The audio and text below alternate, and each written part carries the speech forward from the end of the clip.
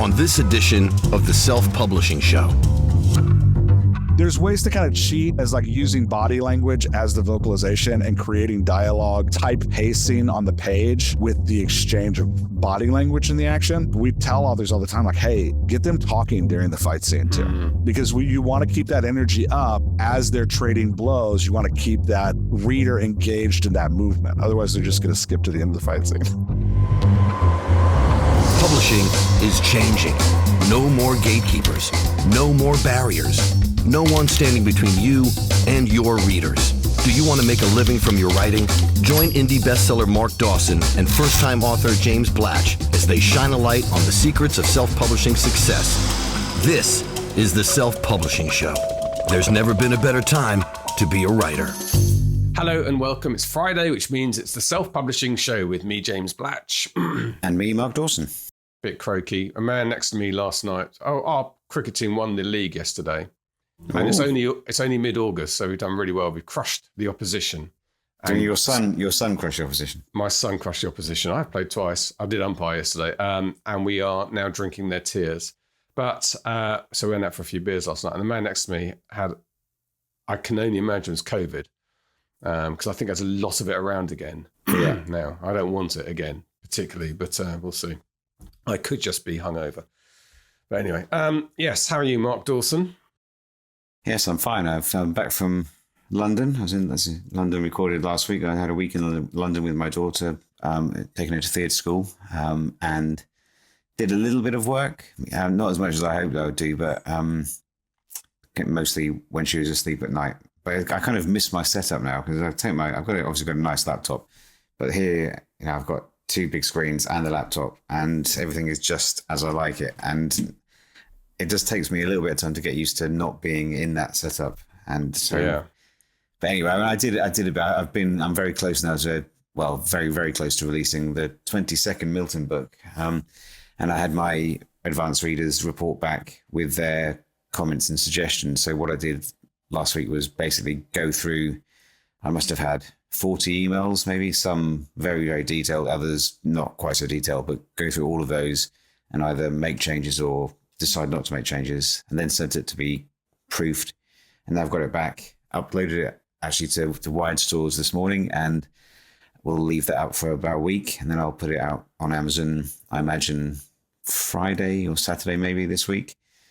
So that's been, a lot of balls in the air with that, and then I've got to get the manuscript off to audiobook for production and translation and all of that. So yeah, busy, but all good. You use Drafter Digital when you go wide? I do, just because I'm lazy now. So, because I'm only really putting out for 4 or 5 days, it is just very, very much easier to use them to put them on Kobo and Apple. Kobo is an easy interface. Apple's a bit more fiddly. And obviously I could do it myself, and I have done many times, but it is just one of those things. I'm quite happy to give Draft Digital 10%. Yeah. Just to take that off my hands. Makes it a bit easier. Yeah. Plus, we've got to, Dan Wood's traveling all over the place. We've got to keep funding his, if he's listening, he's got to fund his business class flight back from Australia to Oklahoma. Very important. Yeah. Yeah, I hear he takes 2 seats just because he likes to put his bag on the seat next to him as well, and a second business class seat. So, oh my God, that's outrageous. I'm making that up. Okay, all right. Well, that's good. Listen, we're talking dialogue today, which I'm excited about because I really, really enjoyed doing this interview. I'm a big dialogue person. I basically write, when I write a book, I write a film. You never stop. I'm verbals. I write a film script rather than a book, and I use dialogue for moving the story along. I use it for description and stuff. And I've really taken the info dump thing seriously. I got it hammered into me early on by Jenny Nash. And so if information needs to come out, it comes out in conversation and stuff like that. So I do use dialogue a lot. And I remember one person said once, or I read somewhere, that too much dialogue can wear the reader out. I don't think so. No, and Jeff Elkins was completely dismissive of that as well. And he said, you only need to look at books like Elmore Leonard or other writers from the 70s and 80s and 90s who kind of follow the Elmore Leonard school of writing, which, and I love him, and just the dialogue is the thing that carries the book on. Everything is about dialogue. Look at and film Tarantino. His dialogue is outstanding, and there's a lot of it. A lot of it, but it's all, if you actually read it, it's brilliant. And he would, obviously he did Jackie Brown, which was an adaptation of Elmore Leonard. So, there's a thread that goes through all of that.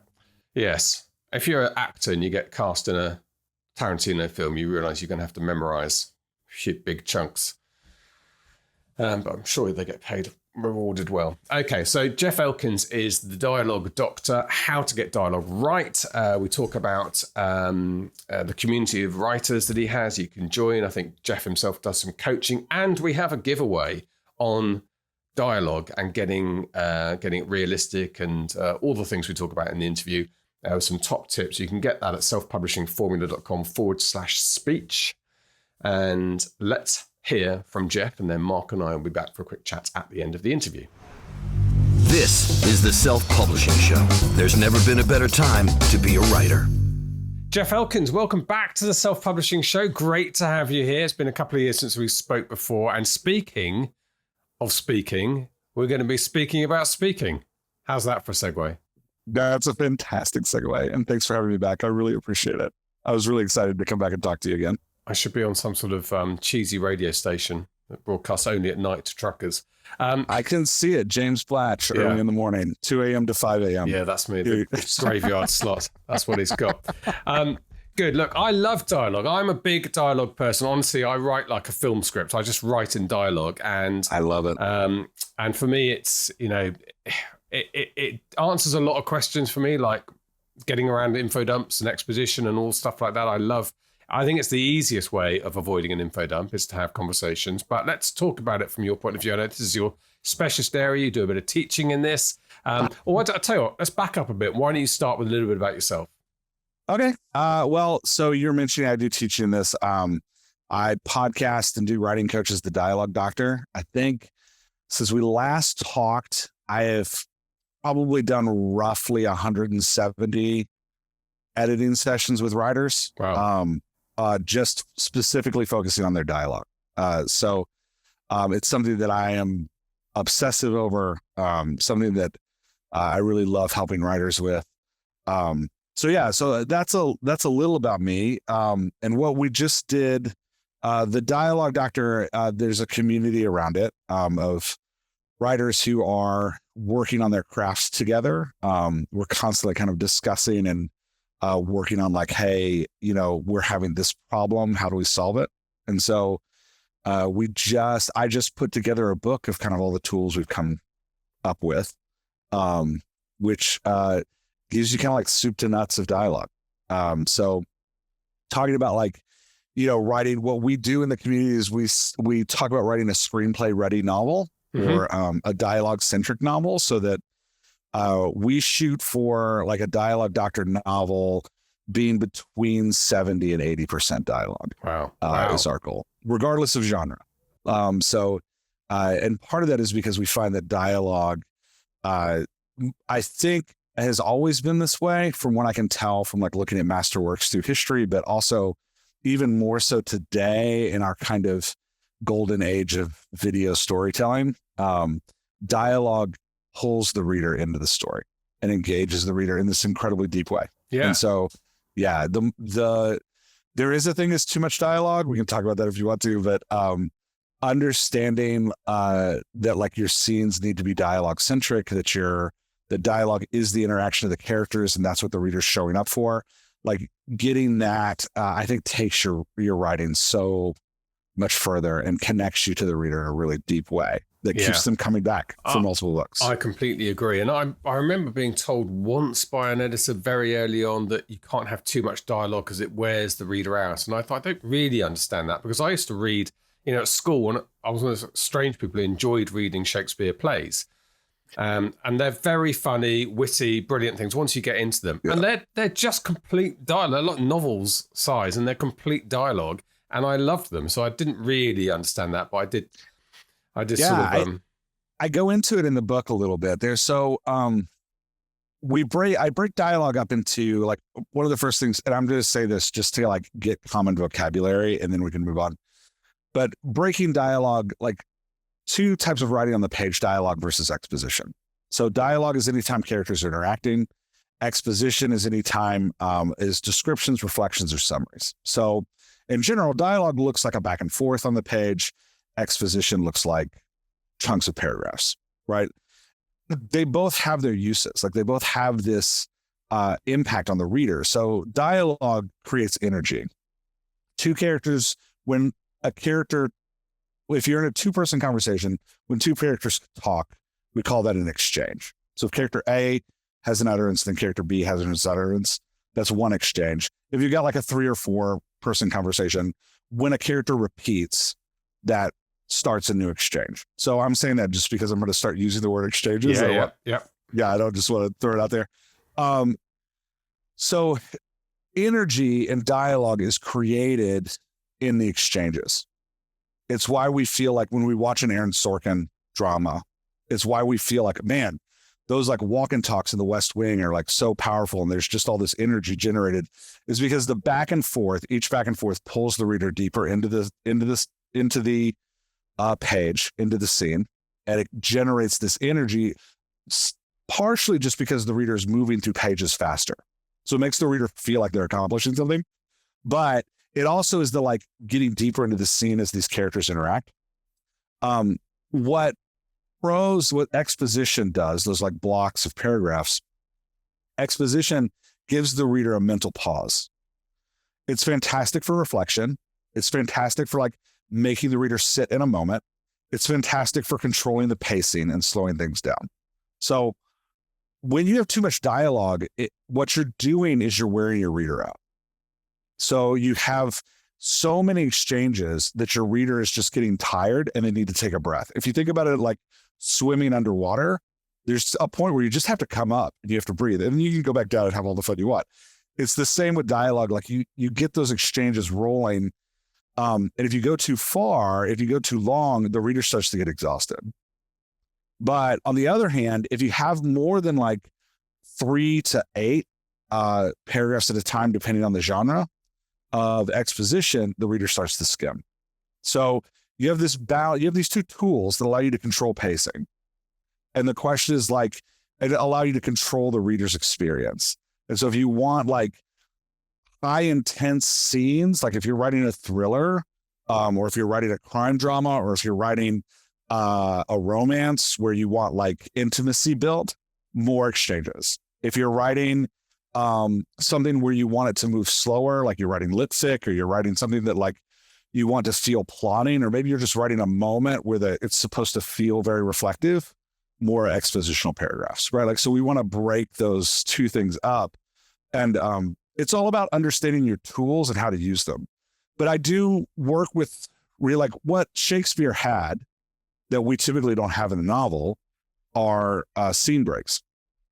So you get a mental breath in Shakespeare because you're reading the play and then you come to a place where it's like in scene. Yeah. You're like, okay, breath. And now I can get into the next scene, right? Well, and the novel, that kind of in scene for us is either a chapter break or it's a expositional paragraph. Okay. It allows you to kind of like take that breath, that mental breath, and then start building that energy again.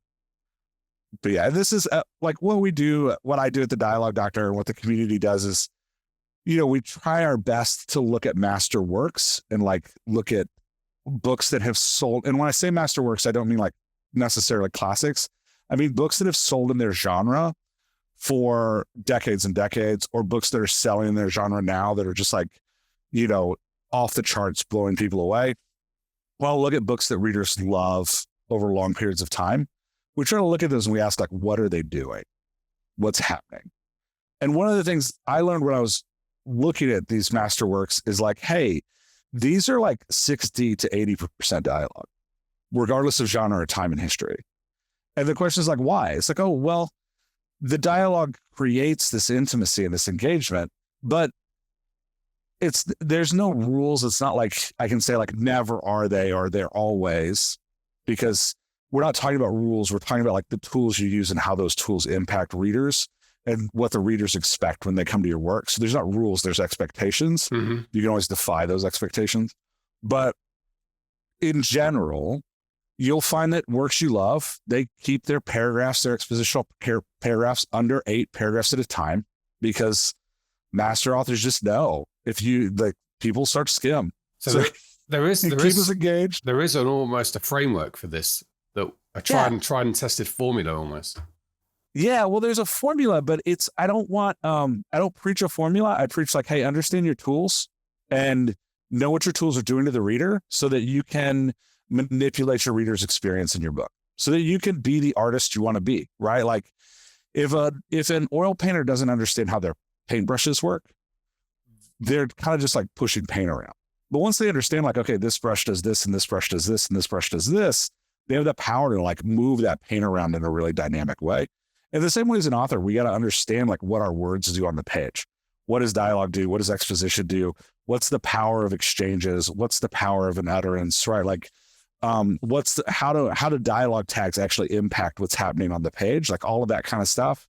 And by understanding our tools, it empowers us to move the paint in a way that creates the painting we want to create. It lets us be the author we want to be. So it's not that like, oh, here's the formula, use the formula for dialogue. It's like, here are the tools, here's what they do. You know, now that you're empowered with the tools, how do you want to shape the reader's experience on the page? Do you want this moment to feel reflective? Slow it down. Have more expositional paragraphs. Put 3 of them in instead of 1. Do you want this moment to feel, well, like what we say in the dialogue doctor community is, if you want the reader to feel something, make a mess and then make them sit in the mess. So like make an emotional mess with your dialogue and then slow down with some expositional paragraphs and make them sit in that mess. And your reader will feel that moment in the text. If you want your reader to get a ton of energy and you want it to feel like things are running and happening and moving, get that dialogue in there. So it's like you're saying with expositional dumps, the reason we don't like them as readers is because they feel heavy. And like, we want to get into the scene. We don't want to take all this time of like this summary. So if you have a lot of information to convey and you want to get it, you want the reader to enjoy that conveyance, put it in somebody's mouth, right? Like get 2 characters talking about it and it'll solve that like heaviness problem because dialogue creates energy. So it makes it feel energetic. And you can get your information across. But it's like, you know, I think a lot of times we think this stuff is magic. We read a book and we're like, oh my gosh, that book is magic. But it's not magic. It's just understanding like what the tools do and learning to use them in a way that empowers the author voice you want to have. That's great, because we talk about pacing a lot in terms of structure and story, but actually there's pacing within scenes, which is in some ways more important to the reader. That's the reason they're going to either turn the page or maybe feel a bit drawn and I can't really plod on with this. Yeah, to get to appreciate the pacing you've created in your story, they have to enjoy the scene. Yeah. If they're not enjoying the scene, they're not getting to the end of the story. So getting your scenes in the rhythm that you want them to have and understanding like, okay, at this point of the story, I need to have this big emotional moment, right? So if you want to have a big emotional moment in the story, expect to be using more expositional paragraphs because you're going to slow down and we're going to make us feel this moment. If you want high energy action, get your characters talking. Like one of the issues that we have in the community we've tried to solve a lot is like writers will be like, okay, now I'm going to write an action scene and everybody's going to stop talking. And I'm just going to focus on the action scene. Which goes against what you've said, right? Yeah, you lose all the energy. You get these big expositional paragraphs. So there's ways to kind of cheat as like using body language as the vocalization and creating dialogue type pacing on the page with the exchange of body language in the action. But like we tell authors all the time, like, hey, get them talking during the fight scene too, because you want to keep that energy up as they're trading blows. You want to keep that reader engaged in that movement. Otherwise, they're just going to skip to the end of the fight scene. Yeah. So it's like, but again, it's understanding that like, okay, I want this to feel fast to the reader. I need the reader turning the pages. So at a minimum, I need to use dialogue type spacing to get the reader turning those pages. Even better, because the vocalization, what's coming out of the character's mouth, is the emotional conduit to the character. So even better, if I can get the character talking, then I can emotionally connect the fight scene to the character too. And it sounds weird, but go read your favorite fight scene in a book. I promise it's spaced like dialogue. Yeah. I promise it's spaced like an exchange. And I don't even need to like tell you a specific book. Go read any one you want. I promise you're going to read it. You're going to look at it. And you're going to be like, oh crap. It is spaced. It is not these heavy paragraphs. But so often as writers, we're like, okay, now I got to write a sex scene. So I'm going to stop everybody talking and I'm going to put in these big chunks of paragraphs. That's not what the reader wants to feel intimate and engaged in the scene. It has to look and feel like dialogue. The same thing applies to the sex scene that would to an action scene. You've got to you'll be careful with your language. You've got to put it in their mouths a bit. Yeah. I would. Yeah. So obviously, it's going to be. We're now going to be that littered. Could go very wrong. It's going to be littered with double entendres here. But so you've got to have them saying something. Otherwise, it's for the same reason. Yeah. And it's that like, again, this is about like understanding the tools we have to craft the experience we want the reader to have, right? Like if you want a heavy plotting action or sex scene, don't make it look like dialogue, put it in paragraph form, right? Like if that's what you want, go for it. If you want one that's full of a lot of energy and, back and makes the reader feel like they're present in the exchanges between the characters, make it look like dialogue on the page. Brilliant. Joe, I'm going to give a plug for the giveaway now because I know people will be into this and they want to know more. But we're going to give a you've put together a PDF, and I'll give the URL again at the end. But you can get that at selfpublishingformula.com/speech. Let's go with that, just because dialogue is quite a hard word to spell. I love it. So /speech. And what's going to be in that PDF, Jeff? The PDF is a character growth worksheet. So part of what we talk about in part of what I talk about in the book is understanding your character's voice as an expression of your character's personality, and then modulating that character voice in a scene level to express emotion and on the story level to express character growth. So the PDF is a worksheet that allows you to lay out like, here's what I know about my character's backstory. Here's what I know about my character's personality. Here's how I'm going to define my character's voice. Here's my character's voice at the beginning of the story. Here's my character's voice at the end of the story. Here are the emotional beats that I need to make sure I cover with my character's voice, so that, you can show the reader, not tell the reader, how your character's growing through the book. But that's what the PDF does. It covers that up. Great. It gives you like the questions and the spots to understand, to plot out your character's growth through the novel by modulating your character's voice. Brilliant. Thank you for doing that. We'll give the URL again at the end. The other thing I want to talk about is, because that's fantastic insight into the use of dialogue in terms of the conveying the emotion, the impact, what you want the reader to feel. I mean, really, really insightful. The other thing is getting the dialogue realistic. Writing, and I think some people do struggle with this, and I see it sometimes. I see it in films, and just think people don't really talk like that. But I also think, this is for you, not me. I'm going to say something here, but I sometimes think that when you're writing dialogue in a novel, it's not exactly how we would speak. It isn't like that, but at the same time, you can't take it so far away because then it just becomes a bit silly. But there's somewhere just slightly removed from the actual way that we would talk. Yeah. Nobody wants to listen to the mundane conversations of every day. No. Yeah. I actually have stopped using the word realistic dialogue. Okay. Because I don't think when we say a lot of, what I do at the Dialogue Doctor is listening to what readers say, listening to what editors say, and then trying to understand like, okay, how do we fix that? What I found is that when somebody's saying the dialogue in this doesn't feel realistic, what they're saying is the dialogue doesn't feel authentic to this character's personality. Mm-hmm. So you have a shy character that talks a lot. This dialogue doesn't feel realistic, right?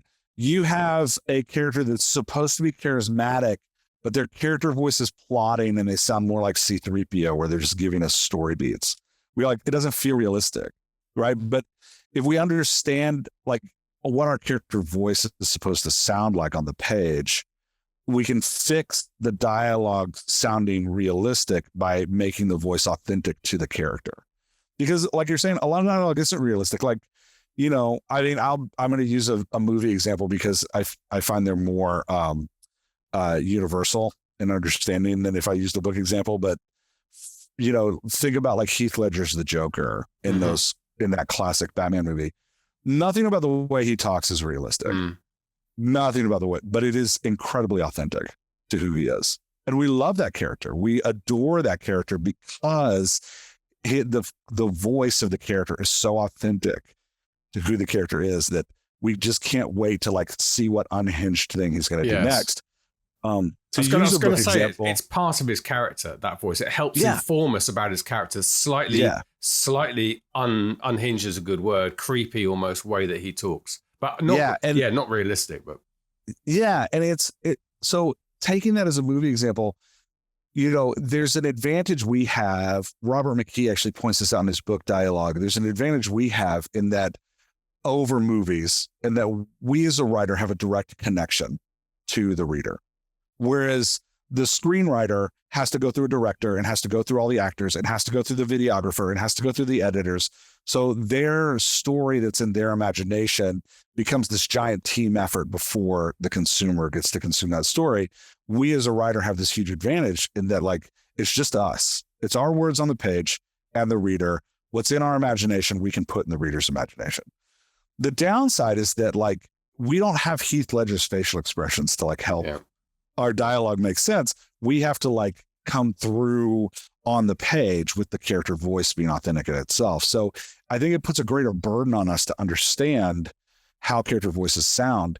If somebody wants to study somebody doing this really, really well right now, TJ Klune is a master of character voices. And if you want to look at like, what does it mean for dialogue to feel realistic with completely unrealistic characters?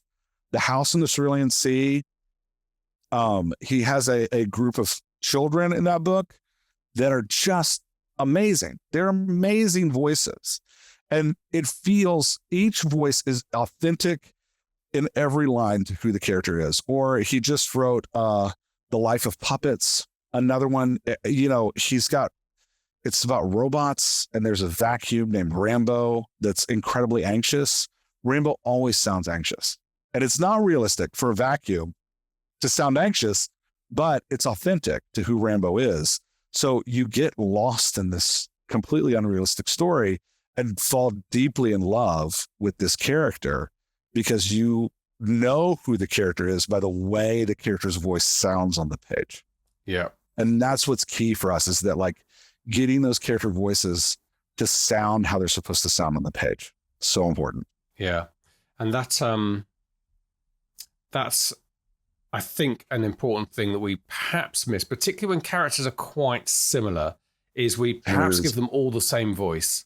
But actually, it doesn't have to be. And by the way, I think it might have been Joaquin Phoenix rather than Heath Ledger in Joker, just because I know. Is that right? Was you thinking of that film? I'm thinking of the Batman movie. Joaquin Phoenix is in the Joker movie. Okay, because I think that what you said applied exactly to Joaquin Phoenix. It does. I was thinking about him, the way he spoke again, the kind of stylized way, but it was about his creepiness, and it's funny how it fits both of them. It does, but like you were saying with similar characters, just to go with where you're going, they both have different voices, right? Yeah. They share the unhinged nature of their voices, but Joaquin Phoenix has a voice that drives you toward compassion, whereas Heath Ledger's voice is oddly charming and unhinged. So there's this, kind of broken and unhinged and charming and unhinged. They share the unhinged, but when we change that other adjective and change how their voices sound. So, I haven't actually seen the Joaquin Phoenix Joker, but from what I've seen, there's a lot more anxiety in his voice. Whereas with the Heath Ledger Joker, he's a very confident character. Yeah. So Heath Ledger tells a lot of stories, and so the topics he chooses to talk about are different than the topics Joaquin Phoenix chooses to talk about. Heath Ledger, part of that unhinged voice that they both do, though, is unhinged characters change topics unexpectedly before we know they're going to. They also shift up their construction of their utterances. So like how they use words, they go from short abbreviated sentences to suddenly bursting forth with like a long sentence, then back to a short one. It creates that feeling of unhingedness. So they're both doing that, but you'll notice Joaquin Phoenix using a lot more questions, right? Because it creates that like uncertainty in his voice, where Heath Ledger rarely asks questions. He knows unless his questions are driving to a point, right? So it's about like understanding what makes it like there's 5 things that make a character voice, understanding those 5 things. And then when you have 2 characters that you want to be similar but different, making some of those 5 aspects similar and then shifting up a couple of them. And so that they sound different to the reader too. It's great when you have like in a book where when you have friends that drive each other crazy, right? You want them to share certain aspects of their voice and then also shift aspects of their voice so that they're similar but different at the same time. Angie Thomas in her book, The Hate You Give, does this in an amazing way. Her lead character, Star, actually has 2 voices. She has a voice at her private school and then a voice in her public life. So she's got 2 different voices that she uses. The character actually talks about it. It's really great. But then the voice at her school, she has 2 friends. They sound very similar to her in some ways. And they're like the construction of their utterances and how they participate in conversations and the vocabulary they use. But then their body language and the topics they choose to talk about are different, which separates Star from these 2 friends that she has at school. So it's that kind of like, and the deeper part of this and like creating character growth is asking like, okay, so how does Star's voice change over time? She becomes way more confident in her voice over the book.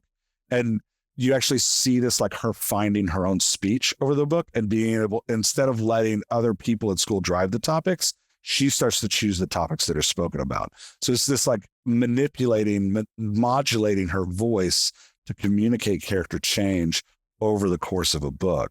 And then modulating her voice to keep her similar but different than the characters around her, right? Like and that's what we talk about. Like we have these tools we can use to start shaping the experience our reader has when they read our work. Wow. How many authors do you think, and I include myself, spend this amount of time thinking about the dialogue aspect of their character? I think I'm the only crazy person that does this. I will say, well, that's not true. There's about 70 people in the Dialogue Doctor community. They have all started to think about this. I've shared my insanity. But it is one of those things, like I remember the first time I read Save the Cat. I know you've read Save the Cat. I could never watch a movie the same. No. Sport. It's like sport movie watching. Yeah, sport movie watching. That doesn't work. Yeah. Yeah, but in the same way, enhanced movie watching because now I have more respect for the craft. Yeah. Especially when somebody is taking my expectations and messing with them. And I'm like, oh, I see what you're doing with the hero's journey and I see how you're playing with it a little bit. And I respect that in a new way. In the same way, like understanding dialogue, it's one of those weird mysteries that like, for some reason as writers, we just never try to piece down into what it is. And like our advice around dialogue tends to be like, should you use dialogue tags or should you not use dialogue tags? And that's where we stop talking about it. Yeah. And it's like, once you really start to get into like, what is a character voice? How does it fall onto the page? How's dialogue constructed on the page? You stop seeing books the same way, but you start to respect them in a totally new way. Like when I read authors now, I just reread The Handmaid's Tale by Margaret Atwood. Man, talk about a powerful first-person character voice, that the voice is so clear that it's trauma-inspired and like pained and struggling. Like June's voice is just this and intense and at times even close to manic because of what she's experiencing as her narrator voice. And then pulling in the other voices from the kind of community of characters that she's around just creates this amazing palette. Now, when I first read The Handmaid's Tale, before I really started obsessing over dialogue, I was like, man, this book made me feel a certain way. Now I read The Handmaid's Tale, I'm like, I understand what she's doing that makes me feel that way. Yeah. I get what's happening here. That's making me feel, that creates this powerful masterwork that, decades later, we're still talking about. Yeah. Do I think I read it in the 80s, and it was such a, I was young then. It was so sinister. It stayed with me years. Yeah. And I didn't really like, there was a film version with, I think, Nanette Newman or something like that around that time. And I didn't really like watching it because I felt it was horrible. But that's the power of how well I had no idea what I was, I didn't have the insight of the novel at the time that we would have now reading it, but it left a deep impression with me. Yeah. Well, it's like watching Star Wars before and after reading Save the Cat, right? Like you watch it before reading Save the Cat, you're like, man, that felt great. You watch it after reading Save the Cat, you're like, why. Man, the B characters come back at just the right time. Yeah. Right. Like that's what makes me feel great. With dialogue, it's like reading Margaret Atwood's The Handmaid's Tale. You're like, man, this feels sinister and gross. I don't know why, but it just made me feel a way. And that's how readers respond to our work. They respond with just raw feeling. Yeah. They have an emotional experience and they communicate that emotional experience. So like if a reader reads your beta reader project and you're like, how did you feel about it? They're like, meh. They're communicating to you volumes of emotional experience. I didn't connect with the characters. I couldn't sort out the character voices. There was no voice to like grapple onto, and there wasn't a lot of emotional change, right? Like, so I feel meh. But the reader just goes, I feel meh. It's our work as the writer to understand why the meh is being created in the same way that when we read Atwood, it's like, why do we feel sinister and gross? It's not just a plot. Yeah, no. Because you could write the same plot, remove June's voice, and it's just like, but like, oh, that's weird. That's an interesting sociological study that you did. But when you add the voice of this character whose voice is so clear and so powerful, now it has this deep emotional impact on you. And or like I think about like, just off the top of my head, like Cormac McCarthy's The Road, the father character, his voice is so burdened, right? He vocalizes very little. The topics he chooses are about survival. He has inner reflective moments about like the pain of the moment, right? And it creates, you're reading it and it creates terror. You share his terror for his child and you're just overwhelmed by like this dystopian world that this father now finds himself in. And it's just this like super powerful character voice that brings us into that narrative. And so again, like going back to what we were talking about though, because I could just sit here and jabber about examples. Going back to what we're talking about, the key is like understanding our tools. Now, some people are just naturally good with tools, right? Like, I don't know that Margaret Atwood, could sit down and go like, these are the 5 components of Jude's voice. She possibly is just an incredible master of crafting a character voice. There's some of us that don't have to study this. I am not that way. I have to study, understand it. I think most of us, we can put ourselves into that bracket. Yeah. Yeah. If you are a master of it, man, good on you. Like, way to go. Yeah. But yeah, it's that kind of like, I think we can create those same kinds of moments for readers by understanding our tools and knowing how to use them in the work. You better tell us what these 5 components are. Oh, sorry. No, I'm not going to tell you. It's a secret. It's a secret. No, it's the topics the character chooses to talk about. The words the character uses, specifically the vocabulary the character uses. So like topics the character chooses to talk about. A narcissist, all the topics are going to drive toward themselves, right? Like everything they talk about is going to drive toward themselves. We talked about an unhinged character. Unhinged characters change topics all the time because they never wanted you to be settled. Like an unhinged character never lets you settle in a conversation. So the topics are just changing at random times. A commanding character keeps topics focused on the point at hand, right? So like if you're writing a commanding character, they're talking about what's happening right now. If you're writing a shy character, they push the topics away from themselves. They don't want to talk about themselves. So they're pushing the topics away to other people. So it's the topics you talk about, the words used, the vocabulary. We're familiar with that, right? Like intelligent words, like big words show education, or like more, blue collar words show particularly a lack of education. If you want to see how like shifting words can really change your perception of a character, the movie Good Will Hunting is great for that because he flips in and out of two voices in that movie, his educated voice and then his not educated voice.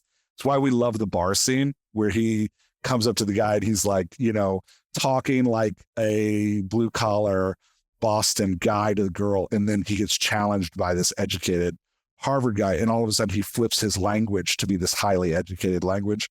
We love it. But anyway, that's like the trick you can play with vocabulary. But there's topics, vocabulary, there's body language.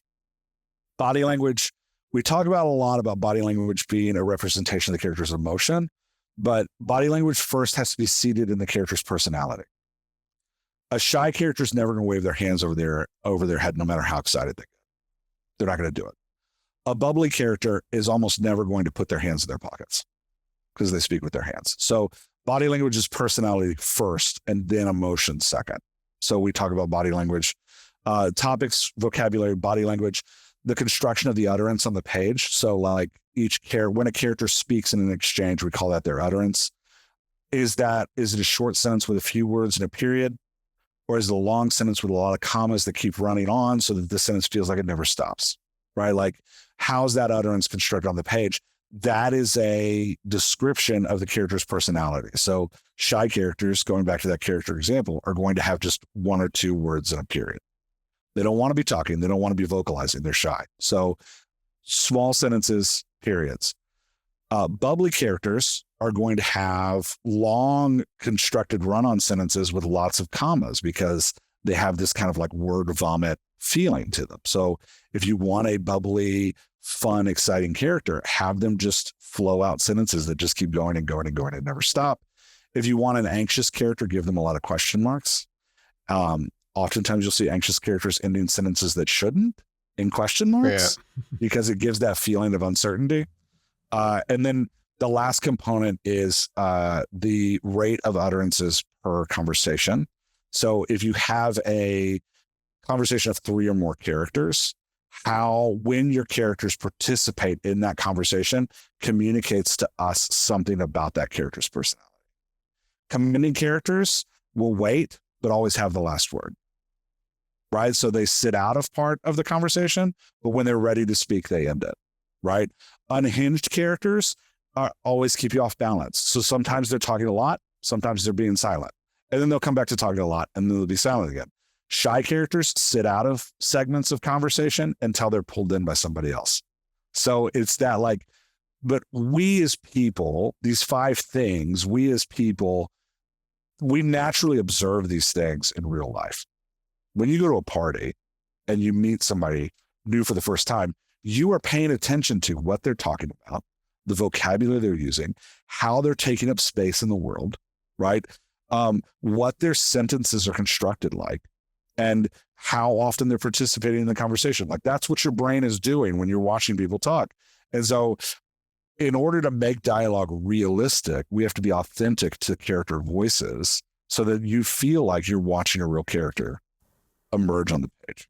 Yeah. And part of that is like, so I tell writers, like, if you're a plotter and you like having a design and a system, go ahead and design your lead character's voices before you start writing. I was going to say this is the natural step from what you're talking, is to have that noted down, those characteristics, as well as people sometimes do this anyway. The characteristics of the character, have that sort of noted down before, but to actually have their voice, those 5 components, which one, Part of what I found at the Dialogue Doctor is that authors usually don't go far enough. Yeah. They'll get a background, like a large character Bible background.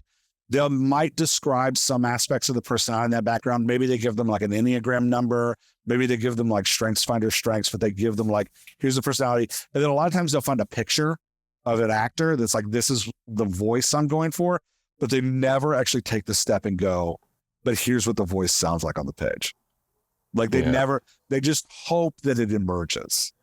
And what happens is you start slipping into just your personal voice. Yeah. And so all your characters start to muddy up and sound the same. You'll have glimpses of unique character voices, but it's really hard to write a Handmaid's Tale where June's voice is so strongly pronounced.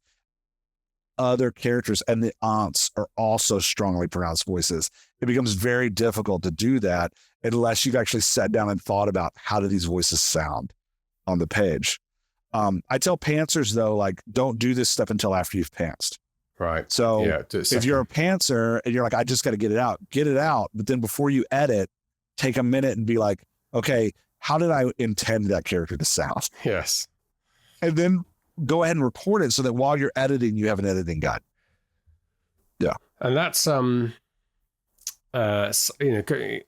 you get to the point, you want to get to the point, you talked about dialogue tags early, but I guess you want to get to the point where there's no point where the reader's reading speech and thinking, oh, who's speaking?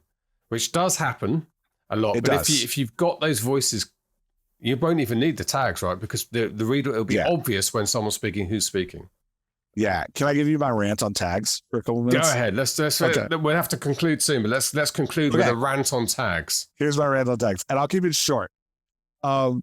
So we have this like all or nothing approach to tags. We're like, every sentence should have a tag because we have to know who's speaking, versus like never, ever, ever have tags. And I've worked with writers where I'm like editing them and they're like bending over backwards to not have tags. They've got like paragraphs of body language to not have tags. And I'm like, you're wrecking your exchanges. You're ruining your energy. You can like fix that with like James said. And then we're like good to go. So I think part of understanding like when to use dialogue tags is getting like the purpose of them. And there's 3 reasons we use them. There's identifying who's speaking. There's changing the construction of the utterance. So putting a dialogue tag before an utterance makes it sound more reflective. Putting a dialogue tag at the end of the utterance helps us ignore it and makes the piece just move faster.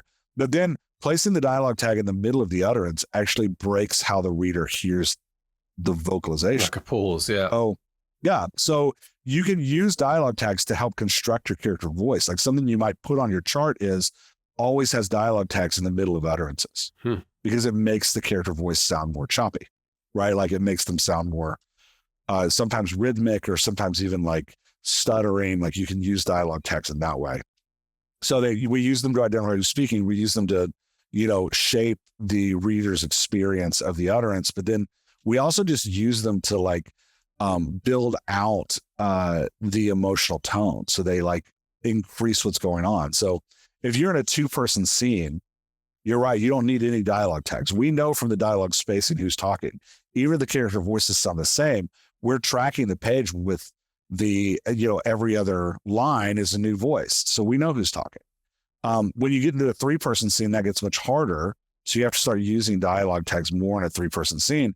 But it doesn't just mean you have to fold them in, right? Like you have this artistic way to play with them to actually like craft your reader's experience at the character voice level.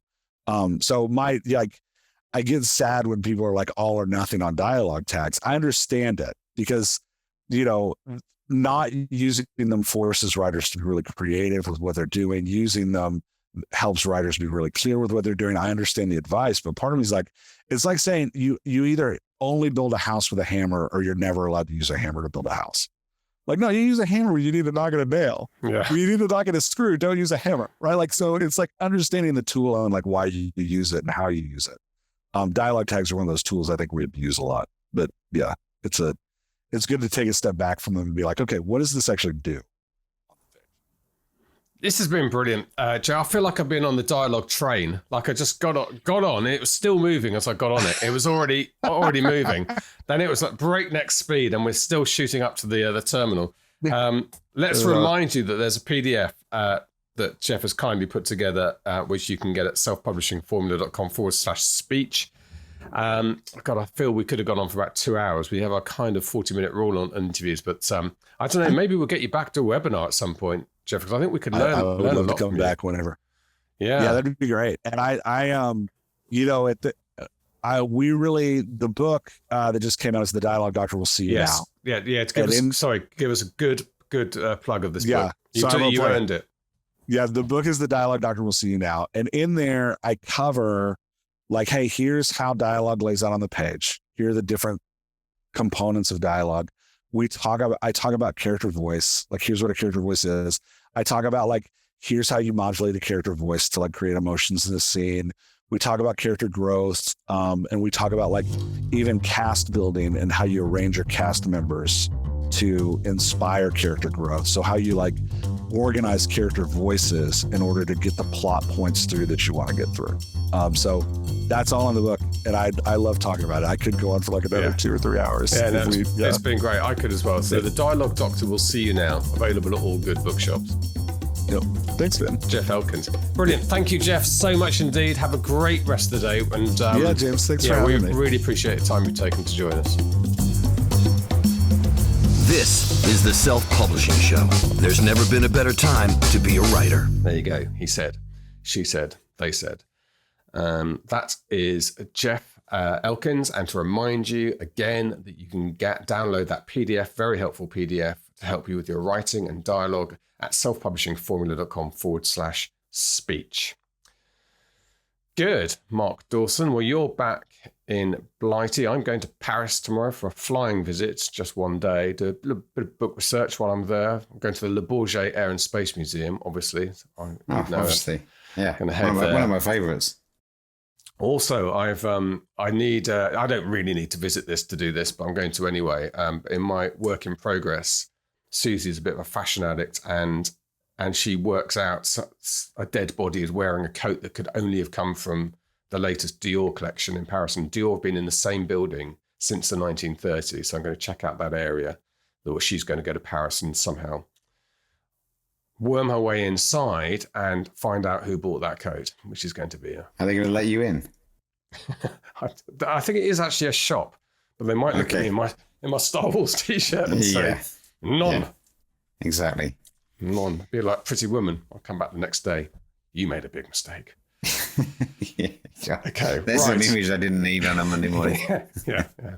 Okay. Look, thank you very much indeed to the team who put this podcast together. That's John who edits it, and Catherine and Tom and Stuart. And thank you very much indeed, particularly to Jeff Elkins, who was a brilliant interviewee this week. That's it from us. All that remains for me to say is it's a goodbye from him. And a goodbye from me. Goodbye. Goodbye. Get show notes, the podcast archive, and free resources to boost your writing career at selfpublishingshow.com. Join our thriving Facebook group at selfpublishingshow.com/Facebook. Support the show at patreon.com/selfpublishing show. And join us next week for more help and inspiration so that you can make your mark as a successful indie author. Publishing is changing, so get your words into the world and join the revolution with the Self-Publishing Show.